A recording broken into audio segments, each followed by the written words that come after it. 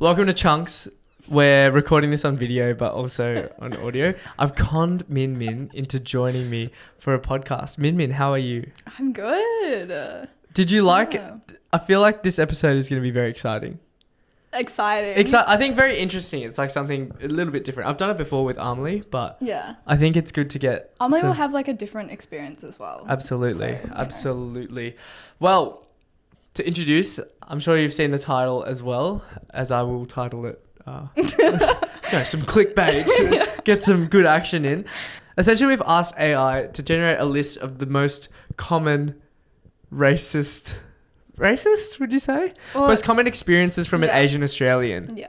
So MinMin and I are going to discuss that today. The preamble, though, is that like we couldn't think of things to talk about, and so we asked AI, and then we started talking, and we're like, oh, we could just turn on the mics now. Absolutely. Thank you, AI. Yeah. Partner in crime. We'd love to see it. So I'm going to be reading off a screen, and I think we can... I'm going to be looking at the screen. We haven't scripted this at all. This is an authentic response to what AI has provided us. But MinMin, can you give us some context as to your background as an Asian Australian for the listeners? You're like every other person that asks me at work at least once a shift. No, this is context building for the podcast episode. Okay. I was born in mainland China, and I moved here when I was about 2 or 3 years old with my mum, and she remarried a white Australian. And I've lived in country Victoria since I finished high school, and then I moved to Melbourne for uni. Oh, so much. That's a lot. I think you just brush over that as if it's like, just an everyday It's because I've said it a lot of times. And we'll get right into it then. Let's go. Let's not beat around the bush. So AI's first experience that they've listed is the idea of stereotypes and racial profiling. The first thing that definitely came into my mind was at work. I work in a pub, and like it started off just being like, to my co-workers, I should start a tally of how many people ask me where I'm from, because it's at least once a shift.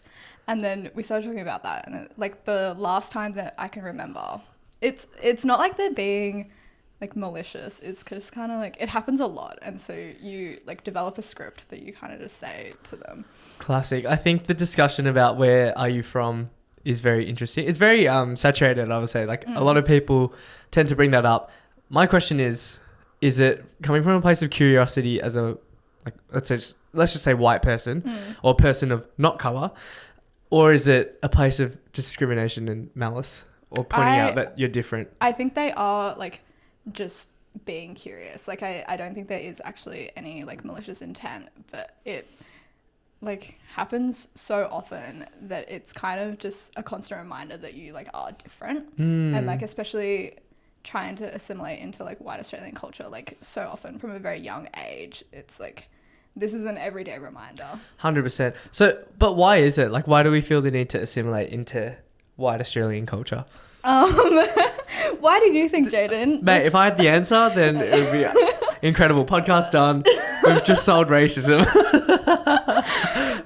Okay, if we want to get like theoretical, like there's this idea that like white is it's like the norm, but it's also the thing that you strive for. Sorry, it's been a really long time since I talked about this, so I don't have all the... No, it's all good. Like, very interesting. Racism jargon. But white, like the idea of like whiteness like has all the power in like Australian culture, like British, US, whatever. The colonizers. Yes, the colonizer. And it's like due to colonization. Absolutely. And, like, the imperialism. So like when they came here and like took over, they're like, we have all the power. And so that's what everyone generally like assimilates to, because that's how you gain like clout and reap like the benefits of like society. Where do you do your readings and stuff? Like, what have you read in the past that has simulated these ideas? I don't do as many readings as I like definitely should have, but just like even at college, super random, but in second year I was in like a cultural equity position, and so the person before me that was in that position, like he taught me a lot, and definitely encouraged me to read more than I have. But yeah. Hmm. Don't like watch videos as well if you want to do reading. Yeah, I think videos are a bit more engaging. But you know what? Issika's sent me a few books to read. So one of them was Minor Feelings. I forget the name of the author. Faye has read that, and she used to send me extracts all the time because she'd be like, "This is exactly what you said." I'm like, "Yeah, it's because it's theory. It's like racial theory." 100%. And I think the influx of Asian Australian writers, or just Asian something writers, is very prevalent. I also read Unpolished Gem. Just finished that over the weekend. Very interesting, an Indo-Chinese perspective where you have a setup where you're living with Asian parents and also the grandparents as well. Yeah. I very much empathize with that idea of growing up and having that sort of environment, but then also navigating relationships with parents who struggle with assimilating with the language and are working day in, day out tirelessly, and then look at you and you're like not working, so you're considered like lesser. I'm very fortunate in the sense that my parents moved here very young, and I feel like they were able to assimilate essentially, and the slack was sort of taken out of being an Asian Australian. Yeah, they like assimilated for you, so then it means you had to do less. It's like a weird in between where they're not first gen because they weren't born here, but since they came here so early, they almost could be considered first gen. Yeah. And for that, I'm very grateful. But it's also really nice to be able to read about other people's experience and also talk to other people about their experiences, how they grew up, and what traditions were bestowed upon them. Because still the theory or the themes of hard work, getting a really good job, earning a really stable income, those are all very much instilled in me. Yeah. But to me, how it looks is a little bit different. So it's been a bit jarring, like speaking to parents about it. Do your parents still have like family, like where? Hong Kong. Where from are Hong Kong, you mate. from? Where are you from? You fucking racist. Okay, but I think like it's actually, according to theory, like different if I'm asking you where you're from, because I don't have that like social societal hierarchy position, colonization, damn, like power going there, like from like, yeah, it's not the same kind of like underlying like structures. It's like a place of equality but curiosity, where you're like, where are you actually from, sort of thing. It's like, we're homies, but need to know. My parents are from Hong Kong, both parents, and they moved quite young, I believe 12 respectively, both of them. So do they go back often? No, I don't think we go back often. I think the last time I've been in Hong Kong is 2020, just before the pandemic hit. Yeah. And before that, it was when my grandma passed away in 2014. So we don't visit too often. I know my grandparents are headed there quite soon. So they're packed and ready to go. They're really excited. I feel like, my family tree sort of cuts really short to the point where it's like, I just sort of know my grandparents, and then it's just like the relationships with my mum's side with cousins and extended second cousins, and those sorts of things. But even then, because it's second cousins, an example is like Christmas, we didn't celebrate with them. Instead we had like more of a dinner to sort of catch up, but it wasn't like we spent Christmas as a one big family, which most families do. I think it's definitely also probably different, because like one side of your grandparents do live here as well, and so it's like that's kind of like the immediate family, and then the others are like kind of like a bit distant. A bit more distant. Absolutely. I guess like the where are you from, I always ask, like, why is it a point of conversation? For me a white asking person. Like for a white person asking. Like, have you done much thinking about it? Like, does it impact you as heavily as other people make it out to be? I don't know. I'm kind of like used to it, but then just because I'm used to it, is that like, does that be justify it, sort of thing? I think, I don't know, I guess people just like having a chat at the pub, and that's kind of like the thing that they like pick up on, because it is like a point of like obvious like difference, like it's very like surface level difference, and so they can like comment on it. And I think that's almost like because it's easy. Did it encourage more of like an identity crisis for you? It's like, oh shit, like why do they keep asking me this? Is that the only thing that they sort of can come up with other than like, who am I? Like, what do I like doing? Yeah. What is my purpose? Yeah. That sort of stuff. I think I had my like cultural identity crisis like when I was like in year 9. Because Same. it's year 9. It is year 9. I like, think you're in your kids. yeah, literally you're like a little rat. You're in your formative years. Girlfriends and that stuff start to become like a big thing. You start trying. Speak for yourself, but okay. Okay, sorry. Well, for me, it was like trying I'm to climb like leadership positions. Yeah. And because there's a social hierarchy in those positions, like it's peer voted and everything. I feel like the need to stand out and the need to be assimilated was very, very prominent. Yeah. Like I saw from a young age, and I'm just reflecting even now, like I knew that I had to be friends with a particular group of people for them to be like, oh, okay, let's like vote him in. Yeah. That sort of thing. Yeah. Yeah. What about you? Sorry. No, it's okay. I don't know. Have you talked a lot about this like on the podcast? No, I haven't. Yeah. Actually. So, like the Mate, people personal branding. would love to also hear from you. Yeah, 100%. This can actually be my podcast now, and you're the guest. You can host me. Okay, let's go on to the next point. I feel like we've strung on for quite a while. Sorry. No, you don't Okay. have to apologise at all. So, here we go. So the second, exotic names. Sorry, Exotic names I just want pops to up. touch on that because, in the same vein that the customers are asking me where they're from, they usually like ask me like my name, and then I have like a exotic name, whatever MinMin. you want to call it, like different. not like your typical like Australian name. But I do have like a really almost like bogan Australian accent, and so they get like a little bit like surprised at that, and I think that's really funny. I think it's so funny because you read a name on paper and all the connotations pop up, but as soon as we open our mouths and communicate, it's a lot different. Yeah. I feel like when I open my mouth, people are like, oh fuck, what the hell? Like they don't expect it. No, legitimately, I think people like Australian people like me more once I open my mouth, Which is because fucked, right? It's actually fucked. because like I like sound like them. Yeah. And like if you couldn't see my face, I don't reckon you'd be able to like tell that I'm like Asian because I've lived here for so long, and especially in country Victoria. Do you feel like your accent changed as you grew up? Like, do you feel like you molded it to be more? I think not. Like, I think I mold it, but in like different situations. Like when I'm at home talking to my dad or talking to my like country friends, like it is actually a little bit more bogan. And then when I come to Melbourne, I put on a bit more like of a Melbourne accent. Like a professional, young whatever professional. that means. Yeah.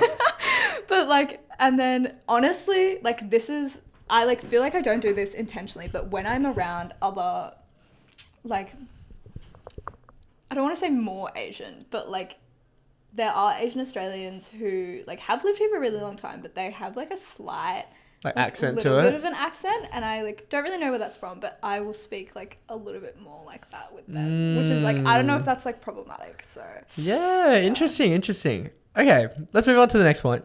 I feel like it'll uncan. I just talk a lot. No, it'll what was it? Uncan more worms. Is that a saying? No.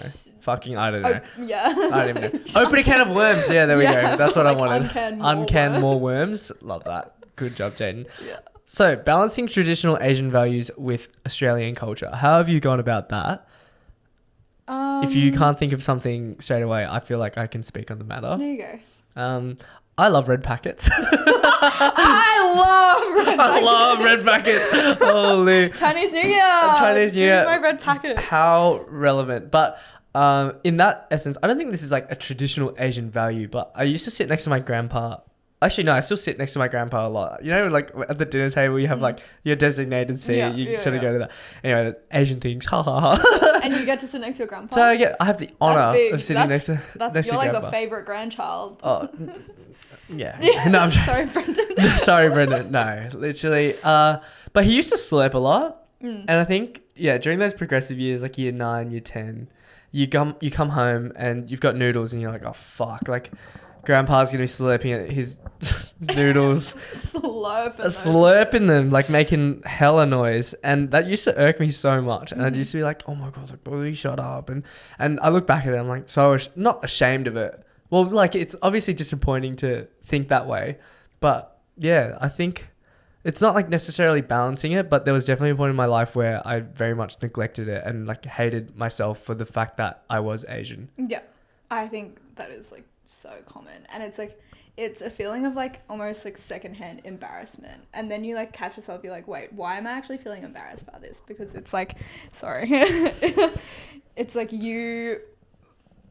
it's different and therefore it's a bit weird, and then so you feel bad and like ashamed about it. You start to pick up on a lot of the differences, particularly when you are going through formative years. You start going to different houses, start having dinner at different families, and you start to see their customs and traditions, and then you bring it back home and you start comparing to, oh, like, yeah, why does grandpa slurp, or why do we eat these like wacky foods and those sorts of things. It's so delicious, but Internalized racism. Internalized racism, yes. And that's strung on pretty early. I would say like I never considered it in primary school. I feel like some kids start to believe that, but like my primary school had a lot of Asians, and we had a lot of like family friends that were Asian as well, so it didn't pop up as much. But as soon as I entered high school, I feel like the social climb, needing to perform, those sorts of things started to pop out. So you start to like hate yourself a little bit. Yeah. I think this one's a bit weird because I was born in China, and like all of my family on my mum's side still lives in China. So we go back like really often. And so those like kind of like Asian values or whatever you want to call them are still there. But I grew up in a mixed household because my mum like remarried a white Australian, and so my household was like half white, half Chinese, but also living in country Victoria, like predominantly white, no Asians. Literally. And so I think like my mum moved to Australia to kind of move away from like being Chinese as well, and so it's like I potentially even had like less of like a Asian values like. So did you household. At home, like, would you celebrate, say, like Chinese New Year? There was like a small like Chinese community, and I think like earlier on when I was younger, we'd like go over and like do Chinese New Year and like a couple of things like that. But like at home, my mom and I, like, we stopped speaking Chinese like when I was 5, and like it was a weird, because it was like we did keep some things, but then we didn't keep a lot of other things. And so I think my mum was also probably a little bit confused as to like what to do. Yeah, definitely. It's hard. It's hard to navigate. I couldn't even imagine. Yeah, like firstly being in Australia, where we are predominantly white, but you know it's getting more multicultural by the minute, and then you venture out to the outskirts and everyone is pretty much white, which is fine. Like there's not an issue there, but I can imagine how confusing that would have been to be different, and for it to be a bit for it to have been pointed out to you as well, and also at home where you're like you don't really celebrate any customs or have sort of that community that does. But then it's small. Like we went back to China every year, and so like that was a pretty consistent like tie to my like Chinese heritage as well. And so I don't know, but like definitely the like good academics, like is that a tradition? Like, would you say that's a tradition? Like good grades? I think it's a value. I think it's a very like strong value, because obviously like in China, like if you don't get good grades, you will not get a good job. Like that's just how you work your way up in like society. I find it so interesting because in unapologetically. No, what the fuck? That's a podcast name. In Unpolished Gem. In Unpolished Gem, the Indo-Chinese girl called Alice, the author, she speaks on how her dad was an entrepreneur and sold electronic goods, and a lot of them, like his business would do somewhat well, but not to the extent that, you know, a lot of other businesses are doing right now. And it's so funny because the values of get good grades, get a good job, like become a doctor, dentist, lawyer, these shine out to them because they know how hard it is to be like an entrepreneur / business owner. So the idea of hard work is so that you can set up a more stable future for yourself that is through these easier, more like job prosperous jobs or like career pathways, instead of slaving around doing that like entrepreneurial Yeah. route and like having to stress about all these little things Yeah. and not just having like a consistent stream of income. Mm. It was I a think- very interesting point that the book made. Yeah, like in China, that is genuinely like how it works. Because like, everyone's on the market. you get a really good like high school, like after high school uni entry like exam result, and you get to a really good uni. Like that's a direct correlation. And then good uni, good job, Yeah. good pay. I heard that it's getting that competitive over there that you have to get a good grade, good university. Once you graduate university, then you'll have to go into masters and honors. Oh, they don't even do honors. You have to do more. But you have like, to do more more than a bachelor's. because bachelors are becoming saturated. Like everyone has one. It doesn't differentiate you anymore. And then from there, they start to consider, let's say, the University of Melbourne equivalent in China. Yeah. So it's like, are you part of like a really good institution? Then that's when you'll hire, because everyone is so like fixated on this idea that everyone has the same. Yeah. They're actually promoting like working like more menial labor jobs because they don't have enough people who like are going to do those. See, that's my thing as well. It's like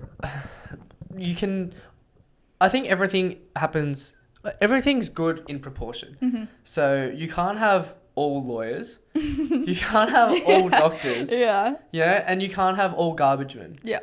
But everyone wants to make good money. Exactly. So it's really difficult. And I have a friend who's a nurse and she just struggles day in, day out, saving lives. And she gets paid pennies. Whereas people sitting in an office, sure, you might be working towards something that's higher than yourself. But at the end of the day, you're yapping and trying to consult with people. Like, what progress are you? Like, what are you actually doing, essentially? Like, that question definitely comes up. So I just think there's a disparity, and like where we focus a majority of the rewards and payment towards is very skewed and in the wrong way. We don't reward people who are actually contributing to society and helping it grow and become more healthy. We're promoting people who cut costs, evade tax, make more money. Capitalism. Yeah, literally. So it's just how the system pretty fucked. System is, but I don't have any suggestions to make it better. No, neither. And I feel like when we come across that, then we would have solved the world's ultimate question. But language barriers and communication difficulties. Anything spring up to mind? I don't have too many. I feel like my parents were pretty well versed. Yeah, I can't really like speak on this. Okay, cool. We'll skip that then because we can't really speak. Unless like I guess my mum moved here when she was like 30, and so she still has an accent. And she like still struggles sometimes, and I think I like feel people judging her sometimes, like because she doesn't have an accent. Like she's very very capable, and I think like writing is a lot better than her like speaking. But yeah, sometimes isn't that I'm just fucked like a though? little Like bit... you sound a little bit different. And yeah. So at work, when I work retail, I hear this a lot from like the people that come in that are Asian presenting. I served someone in the fitting rooms and we were having like the best conversation ever. She was Asian, I was Asian, and we're just vibing. Like I was getting her different sizes, getting her different outfits and everything. And then but at the end of the experience, she was like, "You are awesome." I was like, firstly, I know. No, I'm not. I was like, "Thank you so much. Like I really appreciate that." Yeah. And she said, you know, like when I walked into the store, no one really like said hi or greeted me. And I looked at the team and it was sort of like all white, essentially. Yeah. So I was like, "Oh, that's really disappointing." Shout out to Lulu. No, don't. I won't shout it out. I guess like people can gather where I work, but essentially, I'm kidding, y'all. It was pretty disappointing because it's like we obviously have these preconceived ideas, and the context is I think a lot of Asian guests come through the store, so and sometimes a lot of them can be so rude, and this is where sort of the perception of people comes into play and the generalization. So you'll have some Asian guests throwing fucking hangers on top of shelves and whatnot, and like leaving their clothes and shit everywhere, or like snapping their fingers at you, and that one experience can dictate the way you treat Asians from there on in, because you have a poor experience with them. But then that also goes, like I've seen so many like white guests, black guests, different people do the exact same thing. So I feel like it's unfair to have this overarching perception of people and then to not like greet them or like say hi or try and foster an authentic connection with someone. Yeah. Like I still give the benefit of doubt, even though I'm having a shitty day or I've had a shitty experience with someone, like I'll give them the time and day to like get what they're after, sort of thing. So I thought that was pretty interesting. Yeah. That comment. Yeah, I think it's like you're more comfortable with like people you're like familiar with or like can like relate to, and so I guess like on some level it's like because you're Asian and they're Asian, then it's like okay, like I'm a bit more understanding, and maybe from like a different like ethnicity's point of view, it's like I get on fine with everyone though. Yeah, but like, okay, maybe you're just a nice person. I think that's what it comes down to. Like, you Yeah. just have to be nice in this world. And like, sorry, one last thing is like the reason my mum stopped like talking to me in Chinese was so I didn't have a language barrier and like communication difficulties like she did. So it's like a sacrifice that you make to assimilate so that you're set up for a greater future. Yeah. On the topic of greater future, ChatGPT or AI has said discrimination in the workplace or education system. Have you faced any of it? Like systemically, not really. Like fair. Kind of just like from like the general like people. I don't know, in the workplace, like I don't think I like not from my coworkers. No, not at all. There was one point where I went super reverse and was very racist to like Australians sort of thing. So it was like I hate Asians, and then now I hate white people. That sort of thing. I don't hate white people, just saying. But some would say you can't be racist to white people. It's a rabbit hole and a half. Holy fuck, that's a well, man. We can talk about it later. Yeah. Holy shit. We can talk about the theory later. Yeah, fair enough. Anyway, I had essentially like gone for a role in a particular company and like lost it. I'm very competitive, as you can see. So like lost it to a white presenting person who hadn't been in the position or in the company for a while. Yeah. And I immediately played the race card. And this is something I'm so fucking guilty of because I reflect back on it. I'm like, maybe I wasn't actually like qualified for the role and they did make the right decision. I never know. But I feel like I reflect back on that time. I'm just like semi-ashamed of how I went about it because I was so angry at the lost opportunity. Do you think you were better qualified than them?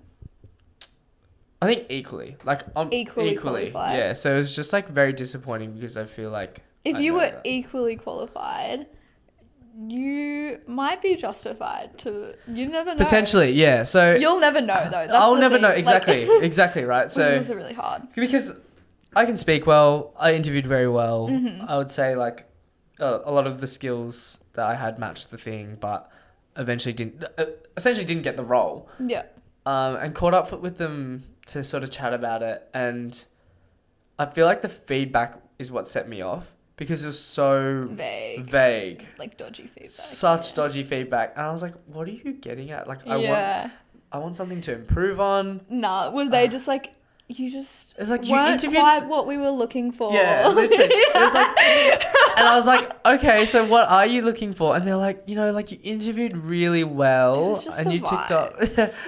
No, not even the vibe. They wouldn't even say that. It was just like like you ticked a lot of the boxes, but yeah, can't give you much more. And I was like, what the fuck can I do? Nah, I back that potentially, and like I think it happens like. Maybe I wouldn't know. I haven't applied for many corporate jobs, but I feel like it would happen quite often. Like, people like what's familiar and comfortable to them, and like people that they can relate to, and so they might think that the other person was like more friendly or more like personable, more social, whatever.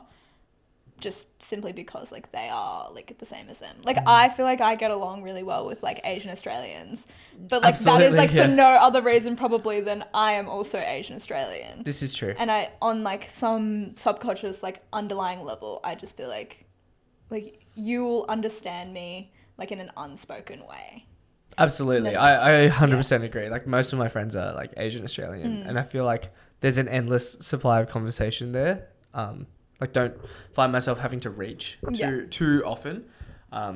I'd say I'm pretty equal with like most people, but when it does come to Asian Australians, it's very much like you have that understanding for one another.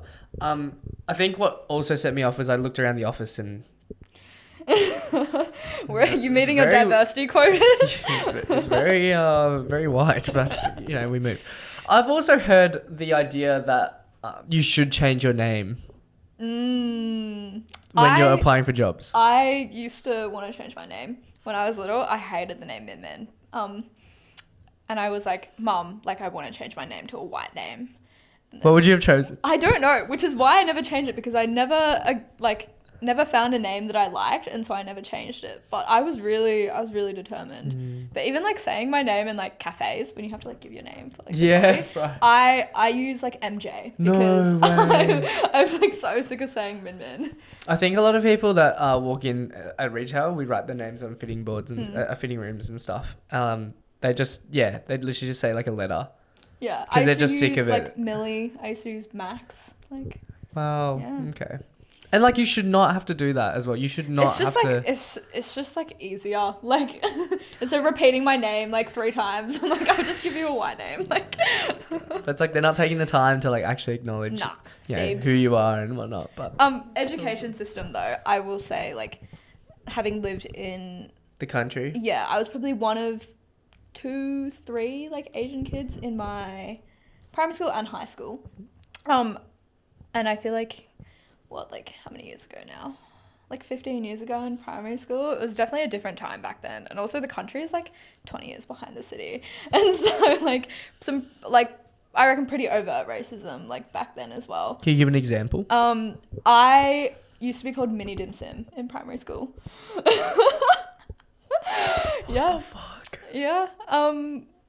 It was interesting. And I think I like told my like school or like parents about it or something, and I don't really remember what happened. It was really like I was really young. Even then, that's like got fucked. Talked to. Yeah. But like it's nothing. Still, yeah. Just like what are they gonna do?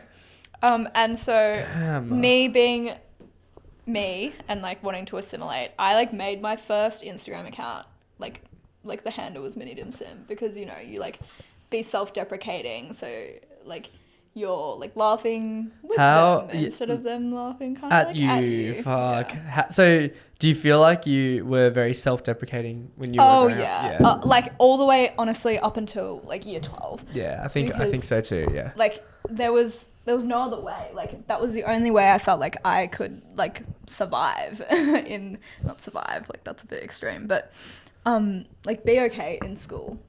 And so yeah, they're definitely between like year 8 and year 12, like I was pretty racist towards myself and like other like Asian like kind of like stereotypes, and like just really play into that when I kind of knew I was being self-deprecating and it was a way to like preserve, but I didn't know what else to do, because like other option is to like be like accept my Asianness but then like be more ridiculed. So do you have advice for people who are in that similar situation? Like would you have changed anything? Like would you have done anything differently to counteract that, or do you feel like that's the only way, like be self-deprecating or be laughed at? I think it really depends where your own like head is at, and it's like it's different for everyone. Like could I have like told my younger self to like encourage her to be more accepting of her Asian culture and she would just like go with it? Maybe not. I think after, I don't know, like it unfortunately like it worked in primary school, and then going to high school, like during my like little identity crisis, I did figure out that it's like Asianness is like not something I should be ashamed of, and so at least I was self-aware. But I was still doing the same thing, but at least I was self-aware. So you know. So self-aware or deluded? Deluded. Yeah. And I think I was genuinely just like hanging out to move to Melbourne because I knew it would be like a bit more accepting. Yeah, 100%. Cool. So sorry, no, I don't have any advice for. Yeah, fuck. It's useless, bro. Nah. Yeah. Microaggressions and casual racism from individuals. I feel like we covered that at the start. Yeah. I don't think we can cover that one. That's the classic, like, where are you from? Model and minority myth. Is Yeah. that a thing? I don't know what that is. So, chat. Oh no, I give it to AI has stated that navigating the impact of model minority myth is a thing that Asian Australians experience. I personally don't know what the model minority myth is. Can you please explain it? I can very terribly explain it. Essentially, it's that like Asians are the model minority. So like if you were to rank the minorities, like Asians are the best, which is a terrible thing. And it's because like we're like the typical stereotypes are like because they're like hardworking and because they get the maybe good jobs. we like generally like assimilate more into white society, and so like where if the white people had to choose a minority, it would be like Asian. That is like fucked. That's kind of like the idea. Okay, maybe that's a little bit harsh. But no, I think like, that's how I'm like remembering it. Yes, I feel like that so, sounds the like, same. Wait, I'll Google it, but continue. And so like other minorities will be compared to Asians, and like generally like it's seen as like it's seen as like other minorities are lesser than Asians, but there's like the model minority myth doesn't benefit anyone. It's actually really like terrible. It is. So it perpetuates a narrative in which Asian Australian children are whiz kids or musical geniuses. Within the myth of the model minority, this is a movie thing. But it's not. Within the myth of the model minority, tiger mums force children to work harder and be better than everyone else, while nerdy, effeminate dads hold prestigious but not leadership positions in STEM industries like medicine and accounting.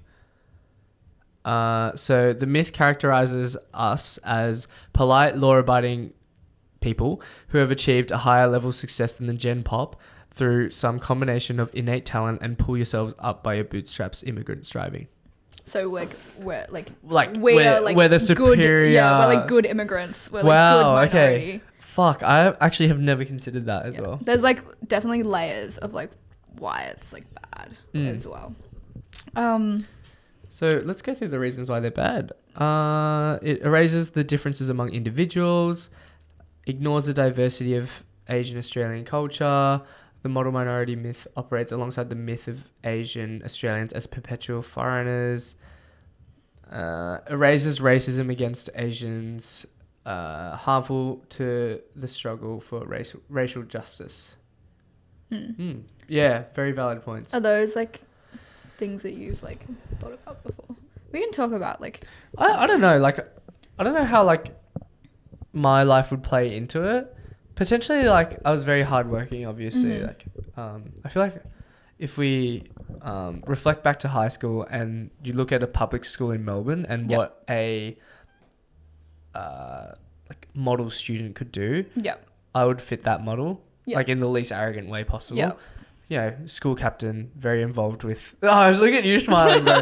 No, but it's to set the scene, I guess. Like school captain, scored relatively well at school, was very heavily involved in the community and in and amongst peers and stuff. So I feel like I might attribute myself to this idea of it, and they might be like, oh, well, you know, he's doing it because he's Asian. Yeah. That sort of thing. That's a pretty, like, that's a very, like, common one. It's like you are really good at all of these things, not because you work hard, but just because you are Asian. It's like I was told to do it, but I think I literally was like to my parents, look, I've been involved in leadership, like I want to do it.